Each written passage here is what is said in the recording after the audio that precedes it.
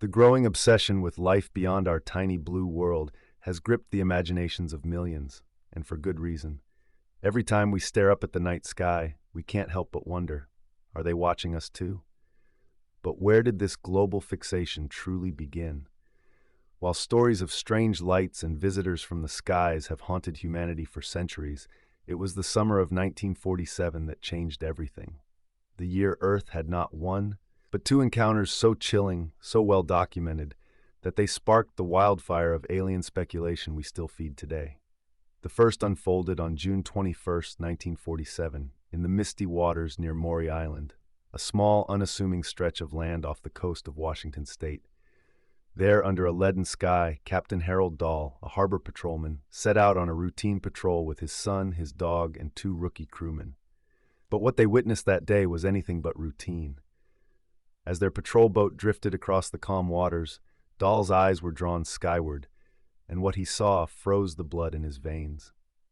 Hovering just 2,000 feet above them were six metallic objects, gleaming like liquid mercury against the dull sky. They were massive, nearly 100 feet across, shaped like colossal, spinning donuts, with gaping holes at their centers and strange, circular windows dotting their edges, like watchful eyes gazing down at the fragile humans below. At first, the six ships seemed to float in eerie silence, five of them moving in a tight formation around the sixth as though escorting a wounded comrade. But then, the central craft began to descend, drifting lower and lower until it hung perilously close to the patrol boat. Panic surged through the crew. Had they stumbled into some top-secret military test? Or something much, much worse? Fearing for their lives, they turned the boat toward shore at full speed, leaving the eerie procession behind, or so they thought. Once safely on land, Dahl grabbed his binoculars and camera, determined to capture proof of what they had seen. Through the lenses, he could see the formation still hovering, circling, watching. Then, without warning, a loud metallic thud shattered the air. The lower craft, the wounded one, seemed to vomit something from its center hole, a cascade of materials plummeting toward the water below. At first, it looked like a rain of newspapers fluttering down from the sky, but as the debris neared, Dahl saw the terrifying truth. These were no papers. They were jagged chunks of white-hot metal and sinister, black, lava-like rocks, spewing steam as they hit the sea. The air stank of scorched ozone and something unnatural, something alien. The falling debris wasn't just a threat to the boat. It was lethal. One piece struck Dahl's dog, killing it instantly, while another jagged shard slashed across his son's arm, leaving a searing wound. With communications mysteriously cut off and no way to call for help, the terrified crew huddled below deck, praying the bombardment would end. And then, silence. The airships, their message apparently delivered, rose into the sky and vanished westward, leaving only the smoking wreckage and the trembling men below. When the patrol boat finally limped back to shore, they gave the loyal dog a burial at sea, lowering its body into the water where the encounter had begun. Dahl, shaken but resolute, reported the incident to his boss, Fred Chrisman, who dismissed it as hysteria until Dahl produced the photographs. Yet even these were dismissed, their eerie shapes written off as film damage caused by radiation. But Dahl was far from done. He returned to Maury Island, scouring the shoreline for the alien debris, determined to prove the reality of what they had seen. There, amidst the rocks and seaweed, he found strange metallic fragments unlike anything he had ever seen. That's when things took a chilling turn. A small, pale man in a black suit appeared, a man who seemed to know far more than any stranger should. He invited Dahl to breakfast, and over plates of eggs and coffee, this stranger, with unsettling calm, recounted every detail of the previous day's encounter, as if he'd been there, watching. Then came the warning: speak of this, and your family will suffer. Some things are better left buried, but Dahl wouldn't be silenced.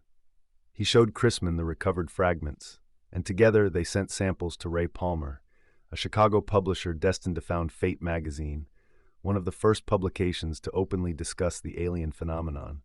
Yet the nightmare was only beginning. Barely a month after Maury Island, another incident would explode into history, the now legendary Roswell crash. Two events, just weeks apart, would ignite the modern obsession with UFOs and the unknown, leaving behind a trail of questions, conspiracies, and eerie warnings whispered by men in black suits, guardians of secrets too dangerous for the world to know.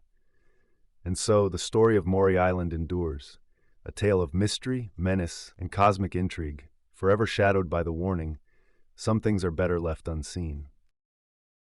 The Roswell Incident, the greatest UFO cover-up in history. The fascination with extraterrestrial life has always gripped the human imagination, but few events have fueled the fire of speculation quite like what transpired in the summer of 1947. It all began with an astonishing announcement from the Roswell Army Airfield, a statement so shocking that it sent newspapers into a frenzy worldwide. The military confirmed that they had recovered a flying saucer. The world stood still. The implications were staggering. Could we truly have made first contact with another world? But then, just 24 hours later, something inexplicable happened. The very same high-ranking officials who had declared the discovery of a UFO suddenly changed their story. The flying saucer, they now claimed, was nothing more than a weather balloon. The shift was so abrupt and so unbelievable that it left many skeptical. But strangely, the world seemed to accept this explanation, and for decades the Roswell incident faded into obscurity. It wasn't until the late 1970s that the truth started to reemerge. Major Jesse Marcel breaks his silence. One of the first military personnel to speak out was Major Jesse Marcel, a respected intelligence officer who had been among the first to arrive at the crash site. His testimony was chilling. Marcel described a large amount of metallic debris scattered across the desert, unlike anything he had ever seen before. The material was as light as paper but impossibly strong, resistant to bending or burning. Even more intriguing, some fragments were inscribed with symbols, hieroglyphic-like writings, etched into their surface. According to Marcel, there was no way this could have been a simple weather balloon. He personally examined the wreckage and knew it was not from Earth. Yet, his fellow investigator, Sheridan Cavett, denied ever being at the site, as if trying to erase the event from existence. But where had the wreckage gone? Marcel later confirmed that not only was it taken for analysis, but multiple pieces were preserved at a secret military installation. Years later, Marcel confided in his grandson, recounting the true story behind the Roswell crash. As a child, his grandson remembers him discussing how he had been the lead intelligence officer of the 509th Bombing Group. Around the dinner table, Marcel would describe the questions, cover-ups, and intense secrecy surrounding the event. Government denials and new witnesses. In 1994, nearly 50 years after the incident, the U.S. government issued another report attempting to put an end to the speculation. This time, they claimed that the alien bodies recovered at the site were merely test dummies. But rather than quelling the rumors, this only made suspicions grow stronger. More witnesses began to speak out. A military photographer claimed that he had been brought to a secured location to photograph 4 lifeless alien bodies. The beings were described as identical in appearance, with large heads and grayish skin. After taking the photos, he was strictly ordered to forget everything he had seen.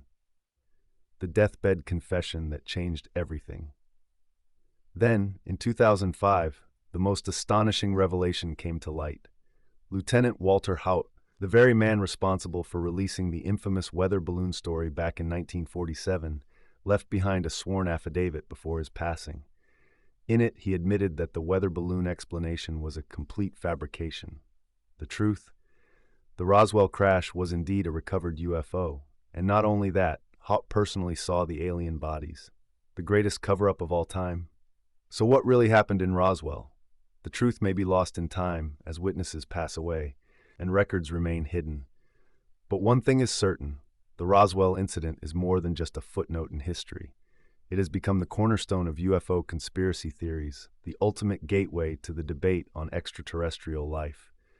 Was Roswell the first real evidence of human-alien contact, or was it the most elaborate government cover-up in history? Until the government finally comes clean, or until the next undeniable encounter shakes the world, we are left to wonder.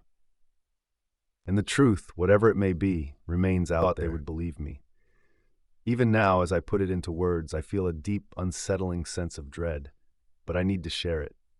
Maybe someone out there has experienced something similar. It happened on a humid summer night in central Texas. I was home alone. My significant other was out of state for work, and my two cats, who were never far from my side, were my only company. I had gone to bed as usual, wrapped in my blankets, lulled to sleep by the familiar comfort of my home. The cold that shouldn't have been something woke me up in the middle of the night. I wasn't sure of the time, but the darkness felt heavier than usual. My entire body was freezing, not just cold, but ice cold, as if I had been lying outside in the dead of winter. And yet, I was wrapped in blankets. That didn't make sense. I sleep best in a cool room, usually setting the thermostat to 70 degrees Fahrenheit or lower, but this was different, the kind of cold that seeps into your bones and makes you feel hollow. I reached for my phone on the nightstand to check the time. It was off. Strange. My phone had been fully charged when I went to bed. I pressed the power button. Nothing. Still groggy, I pushed away my unease and got up. As I did, I noticed something even stranger. The cats were gone. They were indoor cats, never strayed far from me. Yet they weren't on the bed. They weren't curled up in their usual spots. The house was too quiet. I walked out of the bedroom, my feet making no sound against the floor. The thermostat was dead. The digital screen showed nothing, and the buttons were unresponsive. I turned toward the window and peered outside. The street was completely normal. All my neighbors' houses still had their outdoor lights on. Their power was fine. That's when I realized something was deeply wrong. The glow from below, I turned toward the stairs, intending to go to the kitchen and get some water, maybe clear my head. But as I stepped forward, something caught my eye. There was a glow of light coming from the first floor. That shouldn't be possible. The power was out upstairs. How could there be light downstairs? I took slow, deliberate steps toward the staircase, my ears straining. That's when I heard it, a faint humming sound.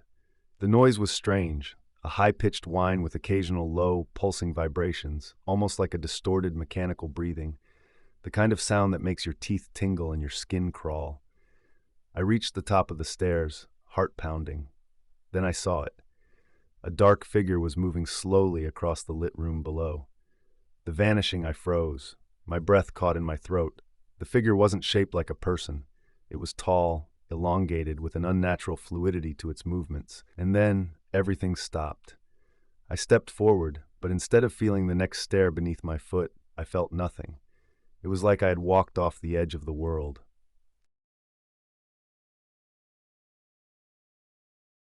A sensation of being sucked down, pulled inward, like falling, but without the rush of wind. My vision collapsed into darkness. The next morning, the next thing I remember is my phone alarm blaring. I was back in bed. Everything seemed normal. My cats were curled up beside me, purring. The air was warm again. My phone was on, fully charged as if nothing had happened. I sat up, my heart hammering against my ribs. It was morning, but what happened to the night? I grabbed my phone and checked my security system app. My blood ran cold. The security system had been disarmed. The log showed that the front door had been opened and closed several times throughout the night. That was impossible. I rushed to check my security footage. Nothing. Zero footage from the night. The last thing recorded was a car passing by at 10 p.m. Then, nothing until morning. I felt a chill run down my spine. Someone or something had entered my house, but my cameras hadn't recorded it. I needed more proof. I called my neighbor across the street, who had a security camera that faced my house. I made up a story about someone breaking into my truck and asked if he could check his footage. His response made my stomach drop. That's weird. My cameras didn't record anything either. It's like there's a missing chunk of time. More clues, more questions. I tried to convince myself that I had just been sleepwalking, that I had dreamed the whole thing. But then I remembered the red pickup truck, parked wrong direction across the street in the middle of the night when I looked out the window. It hadn't been there before I went to bed. It was there in the morning. The missing water. My 55-gallon fish tank at the bottom of the stairs was missing 2/3 of its water. Over 40 gallons, gone. The floor was dry. The fish were fine. The smell. My whole body smelled like burnt marshmallows. The more I thought about it, the less sense it made. Something happened that night. Something I wasn't meant to remember. I don't know what took me. I don't know where I went, and I don't think I was alone. The year they watched me. I never told anyone this story for years, partly because I didn't think they'd believe me, but mostly because I wasn't sure I believed it myself. Looking back, it feels like something out of a nightmare stitched together with half-forgotten memories. But it happened. I know it did. It all started during a winter work project up north. Our crew had been put up in a small, slightly run-down motel, about 10 minutes outside the nearest town. It was quiet, too quiet really, but I was lucky enough to get a king-sized room, complete with a couple of couches. After long work days, I'd toss my clothes, jeans, hoodies, in random piles on the couches and pass out. One night, around 1 a.m., I was at my desk, locked in a heated argument with my ex on Facebook Messenger. It was one of those fights where you know nothing will get resolved, but you can't walk away. I remember typing mid-sentence, and then nothing. I opened my eyes, and I was sitting on top of a pile of my own hoodies, like someone had placed me there. The clock read 4 a.m. My computer was still on, the cursor blinking in the middle of my unfinished message. My phone, sitting right beside the mouse, was lit up with missed calls, texts, and frantic messages from my ex. I tried to rationalize it. Maybe I'd just fallen asleep. Stress does weird things to people, right?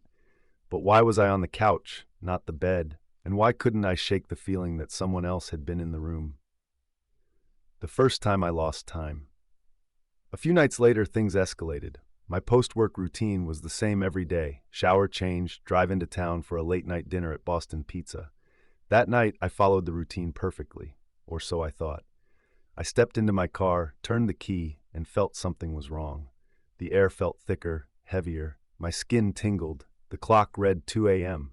Somehow, I'd lost nearly 4 hours. I had no memory of what happened after my shower. It was like someone had cut out part of my night and left me holding the pieces. The worst part?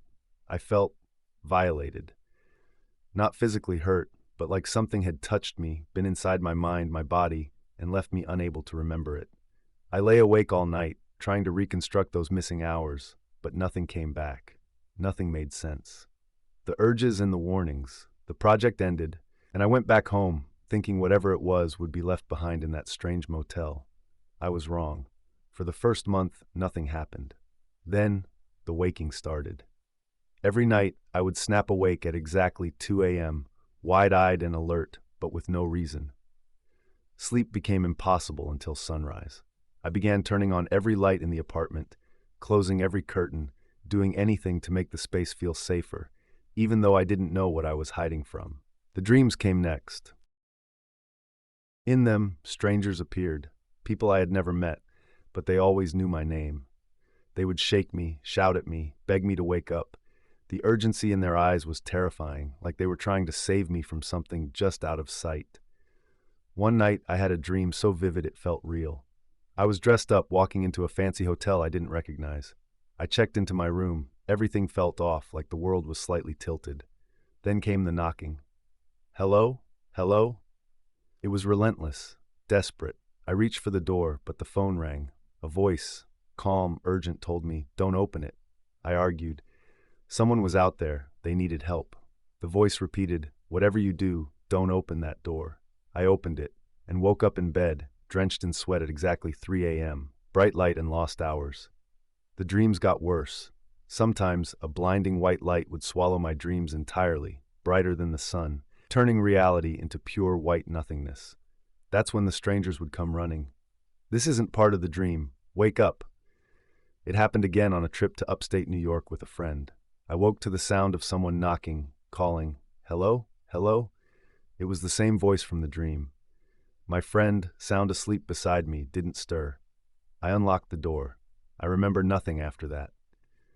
The next thing I knew, I was sitting at the desk, not the bed, at 6 a.m. The door was locked, everything in the room untouched, but I had lost hours again. A pattern of fear. It wasn't every night. Sometimes weeks would pass with nothing happening. But then the urge to sleep would strike, not like normal sleepiness, but like a command, a force pulling me into unconsciousness. I could be eating, gaming, anything. I'd suddenly drop everything and march to bed, almost in a trance. And I would always wake up at 2 a.m., like clockwork. Finally, I found a trick. Whenever the urge hit, I'd drive downtown to the busiest part of the city. As soon as I was surrounded by people, the feeling vanished. That saved me. The dream stopped, the urges stopped, and eventually the terror faded. But something inside me was permanently broken. The fear that never left. Even today, I still can't sleep unless the sun is up. I obsess over closing blinds, making sure there's not a sliver of space for anything to see in. And the worst part, I can't even look at pictures of gray aliens. Cartoons, memes, even the goofy ones from South Park send me into full-blown panic attacks. It's like some part of me remembers. I told my story once at a party, and a guy pulled me aside. He told me his own abduction story and said with absolute certainty, "They were taking you. That's why you kept losing time. And when you started driving into crowded places, you became too much trouble." Maybe that's true. Maybe I was abducted. Maybe they gave up. Maybe they're still watching, waiting for me to slip back into old habits. The cuts, the dream, and the hidden square. My junior year in college, something happened to me that I've never fully been able to explain. And even now, I can barely wrap my mind around it. A little background. My dorm room was connected to my roommate's, which meant to get to the bathroom or the hallway, I had to pass through her room. She was a light sleeper, but since I wasn't one to stay out late, it never caused a problem. At that point in my life, I'd already had 2 surgeries, so I knew something unusual about myself. Under anesthesia, I had a habit of waking up slightly before I was supposed to, just long enough to get a blurry, disjointed sense of my surroundings before I slipped back under. I was also a slow healer. A simple mosquito bite could linger for over a month. That's why what happened next still haunts me. The dream that wasn't just a dream.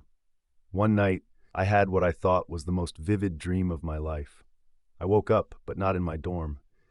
I was lying on a slightly inclined hospital gurney, facing a plain wall. There was a strange, soft ambient noise behind me, the kind you'd hear in a massive room where sound carries and echoes. It wasn't threatening, just there. To my left and right, there were rows of empty hospital gurneys, stretching into the distance. At the foot of my bed, just to my right, 2 figures were sitting on a bench against the wall. One was a person in a dark suit, nothing particularly remarkable about him. But the other figure was something else entirely. It was small, with grayish skin, and its hands, the only part I could really see, were long and almost delicate, darker at the tips. What struck me wasn't their appearance. It was how they were acting. They were talking, laughing even, like old friends reunited after years apart, completely oblivious to me waking up. The language they spoke was nothing I'd ever heard before, not German, Mandarin, Russian, nothing recognizable. But the man in the suit spoke it fluently, carrying on as if it were the most natural conversation in the world. Before I could process any of it, I slipped back into blackness. The marks in the morning, I brushed it off as a weird dream. It was the 90s, after all. Aliens were just the stuff of bad TV shows. But then, as I passed my roommate on my way to the shower, she asked me, "Where did you go last night?" That stopped me cold. I hadn't gone anywhere. After my shower, I was putting on makeup when I leaned closer to the mirror, and that's when I saw it. 2 perfectly parallel, razor-thin cuts on my face. They were almost too perfect. There was no blood, no swelling, just a thin layer of clear, hardened gel sealing them. It felt smooth under my fingers, almost like liquid bandage. But this was 1996. Nothing like that was readily available, especially in a dorm room. I tried to rationalize it. Maybe I'd slept on a staple or paper clip. I did homework in bed all the time. But when I tore apart my pillow and sheets, I found nothing sharp.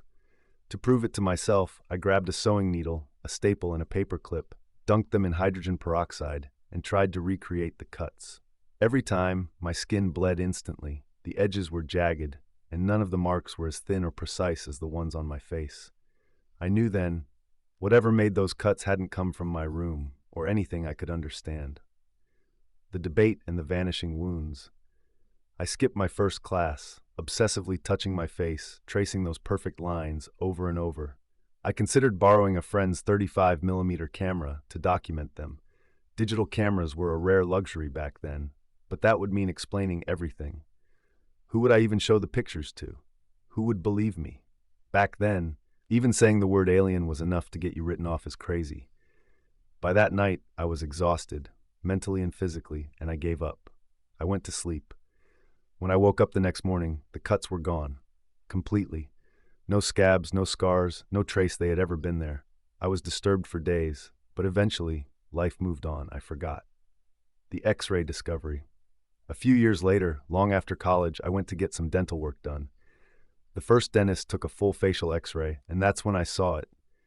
There, just above my teeth, was a small, nearly perfect square. I pointed to it, asking if the image was reversed. Maybe it was just my imagination placing it where the cuts had been. But no, the tech confirmed the X-ray wasn't mirrored. The square was on the exact side of my face where the cuts had been. The tech waved it off as an X-ray anomaly, and I let it go. But something didn't sit right. I went to a second office, an orthodontist, for a second opinion. They took another X-ray. The square was there again, in the exact same place. This time, the tech leaned in close, glanced over her shoulder, and whispered, "We see these all the time." Her tone sent chills down my spine. The realization, I don't know what it is, if it's something implanted, if I was tagged, or if it's just some kind of artifact from a past I'll never fully understand. What I do know is this: humans do this kind of thing all the time. We chase animals in helicopters, shoot them with tranquilizer darts, tag their ears, draw their blood, and release them, all without a second thought for the trauma we cause. Maybe I was just a specimen in someone else's study. If so, they handled me with far more care than we show the species on our own planet. Whatever they did, I felt no pain, healed instantly, and if it weren't for my weird metabolism, I would have never known anything happened at all. If this was some kind of scientific tagging, I'm surprisingly at peace with it.